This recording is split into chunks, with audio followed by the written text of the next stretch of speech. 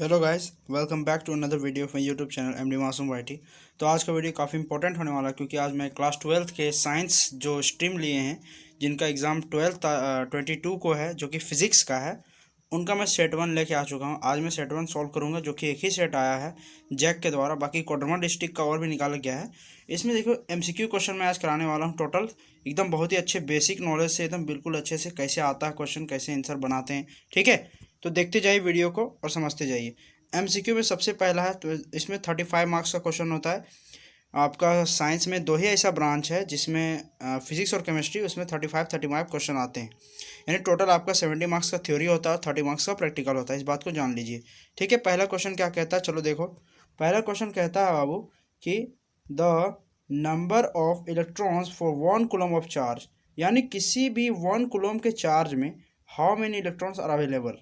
तो इसका सही आंसर होता है 6.25 into 10⁻18 electrons are available in 1 coulomb of charges. यानी किसी भी प्रकार का 1 कूलम का अगर चार्ज हो, चाहे पॉजिटिवली हो या नेगेटिवली हो, अगर पॉजिटिवली चार्ज है तो ये पॉजिटिव होता है, और नेगेटिव चार्ज है तो ये नेगेटिव होता है। ठीक है, तो 1 कूलम के चार्ज में कितने इलेक्ट्रॉन्स मौजूद होते हैं? 6.25 इंटू 10⁻18। अब ये आया कैसे? क्वांटाइजेशन ऑफ चार्ज, इसमें एक प्रॉपर्टी होता है जिसमें हम लोग इस फॉर्मूला का इस्तेमाल करते हैं, Q is equal two plus minus NE। ठीक है, और हमको नंबर ऑफ इलेक्ट्रॉन्स फाइंड करना होता है, और हमको 1 कूलम मालूम है, और इलेक्ट्रॉन का वैल्यू होता है 6.022 इंटू 10⁻−19। इसको हम डिवाइड करेंगे जब 1 से, तो इसका आंसर इतना आ जाएगा। ठीक है, तो इस तरह आया, तो इसका आंसर सही A हो जाएगा। देखिए, काफ़ी इंपॉर्टेंट क्वेश्चन है। सेकेंड नंबर क्या बोलता है? सेकेंड नंबर क्वेश्चन बोलता है आपका कि there are 2 charges, 1 microcoulomb and 5 microcoulomb, plus में है, दोनों क्या है? प्लस में है। The ratio of the force acting on, ये आपका कूलम फोर्स से रिलेटेड सवाल है। कूलम फोर्स इलेक्ट्रोस्टैटिक से क्वेश्चन है। देखिए इसको कैसे बनाएंगे। सबसे पहले एक फिगर बनाते हैं रफली। ये मान लो पहला चार्ज है और ये दूसरा चार्ज है, और ये आर जो है इस डिवाइड में बटे हुए हैं। ठीक है, आर एक सर्टेन डिस्टेंस पे। इसका मान लीजिए +1 माइक्रोकूलम है, और ये +5 माइक्रोकूलम है। ठीक है, अब बताओ, क्योंकि ये दोनों प्लस प्लस है तो ये आपस में रिपल करेंगे और अपने मतलब एक दूसरे को सामने नहीं आने देंगे। ठीक है, सबसे पहली बात ये हुई। अब अगर हम लोग दोनों का क्या करने बोला, हम लोग को निकालने बोला है नेट फोर्स, दोनों का मतलब रेशियो कितना होगा फोर्सेस का। तो हम लोग जानते हैं फोर्स का रेशियो क्या होता है, Q1 in Q2, sorry, F is equal to क्या होता है, अगर F 1 कूलम के लिए मान ले तो इसका हो जाए क्या, Q1 इंटू Q2, है ना, अपॉन R² इंटू के कॉन्स्टेंट होता है, जानते हो, है ना। ये F +1 कूलम के लिए होगा, और +2 कूलम के लिए क्या हो जाएगा, ये हो जाएगा। दोनों को डिवाइड कर दे रहा हूँ बट्टा में, इसका भी बट्टा, तो ये हो जाएगा Q1 into Q2 into upon में R²। देखो के तो दोनों कांस्टेंट है, ये तो कैंसिल हो जाएगा, आर भी कैंसिल होगा, और दोनों का चार्जेस का वैल्यू भी सेम है। यानी इसका 1 कूलम है और इसका 5 माइक्रो कूलम है, तो माइक्रो भी कैंसिल, तो आया रेशियो कितना, 1:1 का रेशियो आया। इसलिए इसका आंसर सही हो क्या हो जाएगा, 1:1, यानी ऑप्शन बी। ठीक है, क्वेश्चन नंबर 3 देखो क्या बोला है। बोलता है 3 कैपेसिटर के बारे में समझते हो। कैपेसिटर एक ऐसा डिवाइस होता है जो कि चार्जेस को स्टोर करने का काम करता है किसी भी सर्किट में। ठीक है, कोई भी सर्किट में चार्जेस का स्टोर करने का काम एक कैपेसिटर का होता है। तो capacitor of each capacity C, अगर एक कैपेसिटर है जिसकी कैपेसिटी कितनी है, कुछ इस तरह का दिखता है, इसमें 2 इस तरह के लगे रहते हैं। ठीक है, ये आपको ये मतलब क्या बोलते हैं, साइन मत समझना, वो कौन सा एक होता है ना, डिजिटल सर्किट मत समझना। ठीक है, ये अभी उसमें नहीं है, ये इसी टाइप में होता है। यहाँ पे नाम लिखा रहता है +1 माइक्रो फैराड, है ना, ये सब का। तो कैपेसिटेंस का यूनिट क्या होता है, फैराड होता है। तो सी अगर दिया हुआ है, सी है, तुमको पूछा अगर इसको पैरेलल कॉम्बिनेशन किया गया है तो कैसे होगा। अब 10 में आप लोग क्या पढ़े थे कि पैरेलल कॉम्बिनेशन में रेसिस्टेंस क्या होता है, सॉरी सीरीज कॉम्बिनेशन में कनेक्शन में रेसिस्टेंस क्या होता है, total RS, total resistance R1 + R2 + R3, यही ना पढ़े थे जी। लेकिन कैपेसिटेंस उल्टा होता है। कैपेसिटेंस का सही आंसर CS, टोटल CP, या फिर CS कह सकते हो, ये इस फॉर्मूला पे होता है, यानी 1/C1 + 1/C2 + 1/C3। ठीक है, अब बताओ सबका टोटल वैल्यू कितना है, 1/C है, तो 1/C 1/C 1/C तीनों को जोड़ देंगे तो आंसर बताओ कितना आएगा। ऊपर ऊपर 1 1 1 3 हो जाएगा, और नीचे कितना हो जाएगा, C। इसका सही आंसर क्या हो जाएगा आपका, ये आपका देखो कैसे आया, ये 1/c इसका रेसिस्टेंस होता है टोटल। अब c को ऊपर ले जाएंगे यहाँ से, 1/c इज इक्वल टू क्या हो गया 3/c, ठीक है 3/c आया। अब ये ऊपर चढ़ेगा तो ये भी तो ऊपर चढ़ेगा अपन, तो इसका आंसर क्या हो जाएगा, इसका टोटल रेसिस्टेंस का आंसर हो जाएगा आपका कौन सा ऑप्शन होगा, तो कौन सा ऑप्शन हो जाएगा आपका सही आंसर हो जाएगा C/3। क्यों, क्योंकि 1/c इज इक्वल टू मेरा कितना आया 3/c आया, ठीक है। जब ये पलटेगा तो ये भी तो पलटेगा, इसलिए कितना हो जाएगा ये C/3 हो जाएगा, सही है। चलो इसका तीसरा ऑप्शन सही हुआ। आगे क्या बोलता है, if a hollow spherical conductor be charged positively then the electric potential inside it, यानी अगर कोई इलेक्ट्रिकल कंडक्टर है, एक चार्ज है, मान लो होलो स्फीयर है, ये होलो स्फीयर कुछ इस तरह अंदर से खोखला है पूरा, ठीक है। अगर बोला इसको पॉजिटिवली चार्ज किया जाता है, एक चीज़ और याद रख लो कि किसी भी होलो स्फीयर में जो होता है चार्जेस कहाँ पे होते हैं, उनके सरफेस पे टिके हुए होते हैं, ठीक है। तो पॉजिटिवली चार्ज इसके तो electric potential inside the hollow sphere क्या होगा, जीरो होगा, पॉजिटिव यूनिफॉर्म होगा। इसका सही आंसर हो जाएगा आपका पॉजिटिव एंड यूनिफॉर्म, क्योंकि किसी भी होलो स्फीयर पे इलेक्ट्रिक फील्ड जो होता है inside the coil, inside the spherical conductor which is zero, ठीक है। तो इलेक्ट्रिक जो फील्ड होता है वो जीरो होता है, इसके कारण पॉजिटिव एंड यूनिफॉर्म मोशन पे आ जाते हैं और ये ऊपर सरफेस पे ही बने रहते हैं, इसलिए पोटेंशियल भी इसका यूनिफॉर्म मतलब क्या कहते हैं वो कांस्टेंट हो जाता है, इसलिए आपका बी नंबर हो जाएगा। 5 में देखो इसका आंसर कैसे बनाएंगे, the VI graph for a conductor makes an angle theta with V axis, here V denotes the voltage, I denotes currents and resistance of a conductor is given by. चलो इसको एक देखते हैं, क्योंकि देखो ओम का नियम ये कहता है इधर I होता है, ठीक है ना, ये I होता है, इधर क्या होता है V होता है, और ये जो होता है ये किसके लिए होता है R के लिए। अगर क्या बोला है V के साथ थीटा एंगल बना रहा है, इसको अगर थीटा मान ले, ठीक है, तो और इसको अगर डॉट डॉट मिला ले तो देखो ये क्या बन गया, एक राइट एंगल ट्रायंगल बना, ठीक है। अब अगर टेन थीटा हम मालूम करें, टेन थीटा, तो टेन थीटा कैसे मालूम करेंगे, tan theta is equal to क्या होता है परपेंडिकुलर अपॉन बेस। इसका परपेंडिकुलर कौन है आपका I है, देखो इसके पैरेलल है तो ये करंट I हो जाएगा। परपेंडिकुलर आपका कौन सा हो जाएगा, या फिगर बनाता हूँ रफली, ठीक है, ये I है, ये भी है और ये R है, तो इसके अपॉन क्या हो जाएगा tan theta is equal to, tan theta is equal to हो जाएगा आपका I/V, I/V हो गया। अब बताओ अगर हमको R चाहिए, R चाहिए तो क्या करना होगा, हमको क्या करना होगा, ये जो इसका किसका अपोजिट है, असल में R बराबर क्या होता है V/I, राइट, V/I होता है, लेकिन ये उल्टा है। इसका मतलब हम कह सकते हैं कि अगर हम इसको उलट दें, ठीक है, इसको क्या कर दें उलट दें, जैसे कि अगर हम इसको ऐसे कर दें 1/R कर दें तो ये हो जाएगा किसके इक्वल में, ये इसके इक्वल में हो जाएगा टेन थीटा के इक्वल में, या फिर क्योंकि I/V के इक्वल हो जाएगा, I/V के इक्वल। अब जब I/V के इक्वल हुआ तो I/V किसके इक्वल है टेन थीटा के, राइट। अब जब बताओ टेन थीटा जो होगा वो जब 1/R के इक्वल होगा तो R का इक्वल क्या होगा 1/10 थीटा, और यस तुम लोग जानते हो 1/10 थीटा का वैल्यू क्या होता है कॉट थीटा, ठीक है। वीडियो बताना समझ में आ रहा है कि नहीं, तो 1/cot थीटा हो जाएगा, मतलब cot थीटा इसका आंसर हो जाएगा, इसलिए बोला है। तो रेसिस्टेंस को कैसे हम लोग दिखाएंगे किसी भी कंडक्टर के लिए, तो cot थीटा से दिखा देंगे, ठीक है। चलो यहाँ से अब इजी क्वेश्चन आने वाले, ज़्यादा हार्ड नहीं, कुछ कुछ क्वेश्चन है जो थोड़ा बनाना पड़ता है आप लोग को। द इक्वेशन क्या बोला है, सम ऑफ ई क्या है आपका, ये आपका है रेसिस्टेंस है, ठीक है, internal resistance is equal to total of IR as applicable which law. तो याद रखना इसको किरचॉफ्स का सेकेंड लॉ कहता है, यानी कहता है किरचॉफ्स की किसी भी एक लूप में जो जंक्शंस होते हैं ना, जंक्शंस क्रिएट होते हैं, वहां पे वोल्टेज जो होता है ना टोटल इसका, इस सर्किट का और बैटरी का क्या होता है जीरो होता है, इसलिए इसको किरचॉफ्स का लूप लॉ भी कहा जाता है और सेकंड लॉ भी।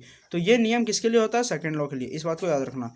चलो 7 नंबर क्वेश्चन की ओर क्या बोलता है, चलो देखो इधर क्या बोला है, the balancing length of a potentiometer at 120 centimetre on shunting cell with resistance 4 ohms, the balancing point shift the length of 60 centimetre then the internal resistance of the cell. देखो याद रखना इंटरनल रेजिस्टेंस ऑफ सेल को निकालने का एक सूत्र होता है, फॉर्मूला होता है, वो ये होता है, क्या होता है, बोलता है L1/L2 - 1 इंटू R। ये बाहर वाला R होता है बाहरी रेसिस्टेंस जिसको दिया जाता है, ये आपका सेल का रेसिस्टेंस है। लेंथ क्या होता है जिसको आप एडजस्ट करते हैं किसी भी शंट रेसिस्टेंस पे, वो होता है, ठीक है। तो देखो यहाँ पे सब कुछ मिल चुका है, हमको क्या चाहिए फॉर्मूला के लिए, है ना, ये चाहिए होता है ना L1/L2 -1 इंटू आर, यही होता है ना हम लोग को चाहिए होता है। L1 कितना दिया हुआ देखो 120 दिया हुआ, तो यहाँ पे क्या करेंगे 120 अपॉन में 60, देखो L2 60 सेंटीमीटर दिया हुआ, और बाहरी इसको 1 दे देंगे, और बाहरी रेजिस्टेंस कितना है 4 ओम है, 4 ओम। ये कट गया, बचा क्या 6 2 जा 12। अब इधर क्या बचा 2 - 1 और इंटू में इधर क्या बचा 4। अब बताओ ये पे 2 में 1 घटाएंगे तो 1 आएगा, और 4 को 1 से इंटू करेंगे तो 4 1 जा 4, इसलिए इसका सही ऑप्शन क्या होगा 4 ओम होगा। ठीक है, समझ में आ रहा है न्यूमेरिकल्स कैसे बनाना है, ये 4 ओम हो जाएगा। चलो आगे देखो क्या बोलता है, identify the condition under which the force acting on a charge moving through a uniform magnetic field is maximum. बताइए ऐसा पॉइंट की कोई पॉइंट चार्ज है, उस पर अगर मैग्नेटिक फील्ड किस तरह पड़े कि उस पर लगने वाला जो फोर्स होगा वो ज़्यादा मैक्सिमम होगा। इसका सही आंसर हो जाएगा आपका 90 डिग्री पे, क्योंकि देखो एफ का जो फॉर्मूला होता है आपका वो होता है क्यू भी इंटू आई।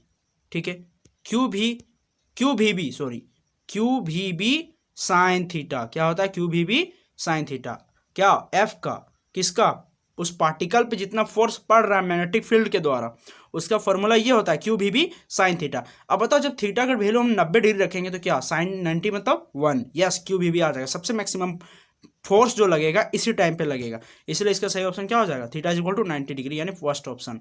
क्वेश्चन नंबर 9, 35 क्वेश्चन है, थोड़ा वीडियो लॉन्ग हो सकता है, अच्छे से बताना इसलिए देख के जाना। ठीक है, इसका आंसर देखो क्या होगा, इसका आंसर क्या हो जाएगा आपका 9 का। इसको कैसे बनाना है इसके लिए एक सूत्र आता है स्पेशल, वो मैं अभी दिखा दूंगा, है ना, बता देता हूँ कैसे होता है।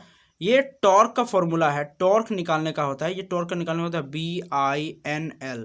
ठीक है, BINA, ठीक है, BINL साइन थीटा, ये फॉर्मूला होता है तो इसका फॉर्मूला क्या होता है बाबू, tau is equal to BINA। ठीक है, BINA ये फॉर्मूला होता है, और बोला है साइन थीटा इसका फॉर्मूला भी होता है, साइन 90 बोला राइट एंगल पे। ठीक है, तो देखो कैसे होता है, बी का मतलब बता मैग्नेटिक फील्ड, अब मैग्नेटिक फील्ड कितना दिया हुआ है 0.2 टेस्ला। ठीक है, इसका जगह 0.2 टेस्ला रखो। करंट के कितना बोला है, करंट 20 एम्पियर का है, 20 एम्पियर रखो। नंबर ऑफ टर्न 70 है तो 70 की जगह 70 रख दो। एरिया कितना है 400 सेंटीमीटर स्क्वायर में, लेकिन हमको इसको मीटर में लाना है इसलिए 10⁻⁻² से मल्टीप्लाई कर दो। अब जब इनका कैलकुलेशन करोगे तो आपका आंसर कौन सा आंसर आएगा, आपका आएगा 57 न्यूटन मीटर। ठीक है, ये आएगा, इसको बना के देख लेना तुम लोग। आगे देखते हैं क्या बोलता है, a moving coil communicator can be converted into ammeter. यदि एक कोई एमीटर है, क्या है एक एमीटर है, एमीटर जो करंट को नापता है, यदि कोई सर्किट में एमीटर है उसको अगर हमको क्या चीज बदलना है गैलोनोमीटर में, जी में बदलना है गैलोनोमीटर में, तो क्या करना होगा उसमें एक लो रेसिस्टेंस का शंट रेसिस्टेंस को किस में कवर करना होगा, पैरेलल कॉम्बिनेशन दे देंगे तो वो क्या बदल जाएगा आपका, ये आपका बदल जाएगा गैलोनोमीटर में। ठीक है, ये होगा, तो इसलिए आंसर इसका आंसर क्या हो जाएगा बी नंबर। आगे बढ़ते हैं, क्या क्या बोलता है, the angles of dip and the poles of equator respectively are. तो एंगल्स ऑफ डिप और पोल्स पे इक्वेटर पे क्या होते हैं 90 डिग्री और 0 डिग्री होता है। ठीक है, आगे देखिए क्या बोलता है, whenever the magnetic flux linked with an electric circuit change an EMF is induced in the circuit this is called. ये क्या होता है, यदि किसी कोई कॉइल पे अगर जब मैग्नेटिक फील्ड इंड्यूस होता है तो उस पर करंट इंड्यूस होता है, ये कौन सा लॉ है, तो ये विद्युत चुंबकीय प्रेरण यानी इलेक्ट्रोमैग्नेटिक इंडक्शन है। ठीक है, ये ऑप्शन हो गया। The peak value of AC current flowing through a resistance is given by, इसका सही फॉर्मूला हो जाता है आपका I0 is equal to E0 upon R। ठीक है, I0 is equal to E0 upon R, epsilon naught होता है, ये E0 यहाँ लिख दिया है। Energy dissipates in LCR circuit, किसी भी LCR सर्किट में एनर्जी कहाँ पे डिसिपेट्स होता है, बर्बाद कहाँ पे होता है, रेसिस्टेंस पे होता है। ठीक है, रेसिस्टेंस पे। आइए देखते हैं, a transformer is employed to, transformers का काम क्या है, ये केवल बोलता है obtain a suitable AC voltage, हमको केवल AC वोल्टेज के लिए ट्रांसफॉर्मर का इस्तेमाल होता है। What is the velocity of electromagnetic wave in free space, तो इसका सही फॉर्मूला होता है आपका ये C is equal to 1/v into μ0 upon epsilon naught. ठीक है, ये होता है रूट में, ये आपका बी नंबर। ठीक है, 17 क्वेश्चन क्या बोलता है, which of the following is use to investigate the structure of solid, solids का स्ट्रक्चर देखने के लिए आपका एक्सरे का इस्तेमाल किया जाता है। आगे देखते हैं क्वेश्चन नंबर 18 क्या बोलता है, the angle of incidence corresponding to an angle of refraction 90 degree is called as, इसको क्रिटिकल एंगल कहते हैं, क्योंकि जब भी T I R total internal reflection होता है तो उस समय इस क्रिटिकल एंगल जो होता है वो रिफ्रैक्शन एंगल से ज़्यादा होता है, ठीक है, इसलिए इसको क्रिटिकल एंगल कहा जाता है। आगे बढ़ते हैं क्वेश्चन नंबर 20 में क्या बोलता है, द लेंस फॉर्मूला 10 में पढ़े हो इस बात को, लेंस फॉर्मूला क्या होता है 1/f is equal to 1/b minus 1/u। इसको देखो कौन सा ऑप्शन में, सेकंड ऑप्शन में, इससे सेकंड ऑप्शन सही हो जाएगा। ये क्वेश्चन नंबर 20 क्या बोला है, if the any number of thin lenses is contacted equal to focal length f1 and f2 the effective focal length of combination is given by. बोला है अगर कोई भी एक फोकल लेंथ के, बहुत सारे फोकल लेंथ के, उनको अगर पैरेलल कॉम्बिनेशन, कैसे कॉम्बिनेशन दिया जाता है, उनको अगर कॉम्बिनेशन में दिया जाता है तो इफेक्टिव फोकल लेंथ को किस फॉर्मूला से दिखाते हैं, इस फॉर्मूला से, यानी 1/f is equal to 1/f1 plus 1/f2 से दिखा देते हैं हम लोग। देखो क्या बोला है, the angle of deviation depends upon, यानी विचलन कोण, एंगल ऑफ डेविएशन को डेल डी से दिखाया जाता है, किससे दिखाया जाता है बाबू, डेल से, ठीक है, डेल्टा से। तो इसका ये सिर्फ डिपेंड करता है एंगल ऑफ रिफ्रैक्शन पे, कितना रिफ्रैक्शन एंगल हो रहा है, ठीक है। अब देखो क्या बोलता है, अ double slit interference experiment is carried out in air and entire arrangement in dipped with water the fringe with ये यंग्स डबल स्लिट एक्सपेरिमेंट से क्वेश्चन को दिया गया, तो डिक्रीज करता है वहां पे, फ्रिंज विथ जो होता है डिक्रीज करता है, ठीक है। आगे देखिए क्या बोलता है, the wave front due to a source मतलब एक स्मॉल सोर्स के कारण वेव फ्रंट किस तरह जनरेट होता है, वो सर्कुलर पाथ में वेव फ्रंट जनरेट हो जाते हैं, इसलिए इसका आंसर हो जाएगा सर्कुलर, ठीक है। चलो क्या बोला है, the phenomenon of interference is based on, ठीक है, इंटरफेरेंस ऑफ लाइट किस पे डिपेंड करता, किस पे फिनोमिना पे बेस्ड है, तो कंजर्वेशन ऑफ एनर्जी पे बेस्ड है, ठीक, कंजर्वेशन ऑफ एनर्जी। आगे देखिए क्या बोलता है, the charge of A photo electron, एक फोटो इलेक्ट्रॉन का चार्ज क्या होता है, तो इनमें से कोई नहीं, इसमें से कोई भी इसका आंसर नहीं है, ठीक है। क्या बोलता है, the strength of A photo electric current depend upon, किसी भी फोटो इलेक्ट्रिक करंट जो जनरेट होता है किसी भी चीज में, जैसे कि आपका एलईडी हो गया, इस सब पे फोटो इलेक्ट्रिक इफेक्ट होता है, ठीक है, तो किसके कारण होता है, ये केवल डिपेंड करता है इंटेंसिटी ऑफ इंसिडेंट रेडिएशन, कितना रेडिएशन से हम उसको मार रहे हैं, ठीक है, ये चीज। आगे देखिए क्वेश्चन नंबर क्या कहता है, de Broglie wavelength of a body of mass m and kinetic energy is given bye symbols of have their usual meanings. तो इसको सही सिंबल से दिखाया जाता है h अपॉन, ठीक है, √2me, ठीक है, h upon √2me, first option से। ये देखो क्या बोलता है उसके बाद, Rutherford experiment suggest that size of nucleus about, लगभग कितना न्यूक्लियस का साइज बताया था उन्होंने, 10⁻⁻15 टू 10⁻⁻14 मीटर, यानी ऑप्शन सी आपका, ठीक है। ये देखो उसके बाद क्या बोला है, which of the following spectral series falls within the visible range of electromagnetic radiation. तो इसका सही आंसर होगा आपका बाल्मर सीरीज जो होता है वो किनके बीच के रेंज में आता है, विजिबल रेट और इसके बीच में, spectral series falls within visible range के अंदर आता है, बाल्मर सीरीज को दिखाया जाता है, ठीक है। आगे देखिए क्वेश्चन नंबर 30 क्या बोलता है, the radioactive nucleus emits a beta particle, the parent and daughter nuclear are कैसे होंगे, आइसोमर्स होंगे, ठीक है, आइसोमर्स होंगे जो रेडियो एक्टिव एमिट कर रहा है बीटा पार्टिकल्स को। आगे देखिए क्या बोलता है, the radius of a spherical nucleus as measured by electrons scattering in 3.6 fermimeter, ठीक है, what is the mass number of the nucleus most likely to B.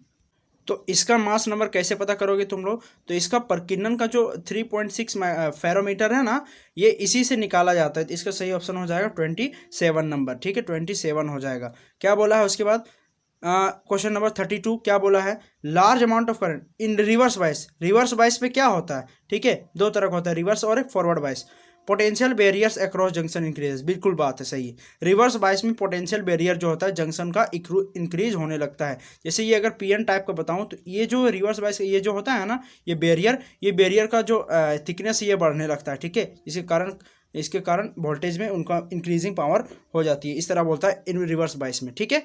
देखो to obtain P type semiconductor, to obtain silicon semiconductor we need to dope pure silicon, किस चीज़ को हम लोग डॉप करना होगा ताकि हमको पी टाइप से सिलिकॉन सेमीकंडक्टर मिल सके, ठीक है। तो इसको क्या चीज़ को डॉप करना होगा हमको, तो वहाँ पे हमको एल्यूमिनियम का डालना होगा, क्योंकि यहाँ पे ग्रुप 14 का एलिमेंट है और एल्यूमिनियम ग्रुप 13 का एलिमेंट है, क्योंकि 13 14 से एक इलेक्ट्रॉन होल पैदा कर देगा, और होल जो होता है पॉजिटिव चार्ज बताता है, और पॉजिटिव चार्ज जहाँ पे लगता है ज़रूरत, तो क्योंकि इलेक्ट्रॉन जो होता है मतलब सेमीकंडक्टर में इलेक्ट्रिसिटी कैसे प्रवाहित होता है, या तो होल्स के कारण या तो आपका इलेक्ट्रॉन्स के कारण।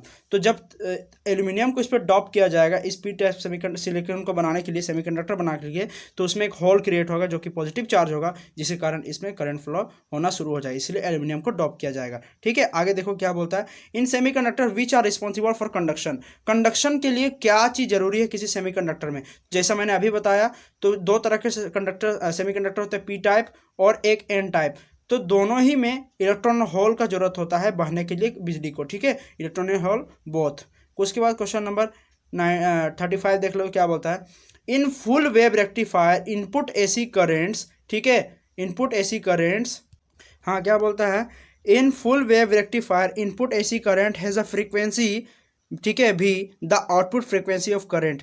तो इसका आउटपुट फ्रीक्वेंसी कैसे पता करेंगे, इसका सही ऑप्शन हो जाएगा इनमें से कोई नहीं। यहाँ पे इसका रेक्टिफायर का, इसका फुल वेव रेक्टिफायर का इनपुट एसी का क्या बोलते हैं फ्रीक्वेंसी, आउटपुट फ्रीक्वेंसी को यहाँ में से ऑप्शन में नहीं है, इसलिए इनमें से कोई नहीं, ठीक है। आई होप वीडियो अच्छी लगी होगी, वीडियो अच्छा लगा है तो लाइक और सब्सक्राइब कर दो चैनल को, और इसी तरह का एक और सेट बना के लाऊंगा मैं, ठीक है। तो बताना कमेंट करके वीडियो समझ में आया कि नहीं, ठीक है। चलो मिलते हैं फिर नेक्स्ट वीडियो में।